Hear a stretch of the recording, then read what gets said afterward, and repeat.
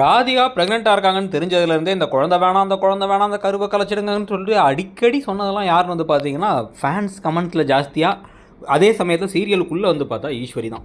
இது இந்த குழந்தையால் நிறைய பிரச்சனை வரும், இந்த குழந்தைக்கு வந்து 20 வயசு ஆகும், 70 வயசு ஆகிடும், யோசிச்சு பார்த்துக்கோ, உன்னால் வந்து இதனால் வந்து உன் பிள்ளைங்களுக்கும் உனக்கு இடையில ஒரு பெரிய விரிசல் விழுந்துடும், உனக்கும் ராதிகா கடையிலே சண்டை வந்துடும், இந்த குழந்தை இப்போ வேணாம், குழந்தை இப்போ வேணாம், இதனால் பிரச்சனைகள் தான் நிறைய சொன்னதுக்கு ஏற்ற மாதிரி இப்போ கடைசியில் என்ன ஆயிடுச்சு, நிஜமாகவே வந்து ராதிகா புதுக்கடின்னு கீழே விழுந்து அவங்களுக்கு கரு கலைஞ்சிருச்சு. ஆனால் வந்து பார்த்த கண்ணோட்டத்தில் ஈஸ்வரி தான் பின்னாடி இருந்தாங்க, அவங்க தான் தள்ளி விட்டுருப்பாங்கன்னு இந்த பக்கம் கமலாவும் மையும் முடிவு பண்ணிட்டாங்க. அதை கோபிட்டின்னு சொல்லி கோபியை அதை நம்பிட்டார்.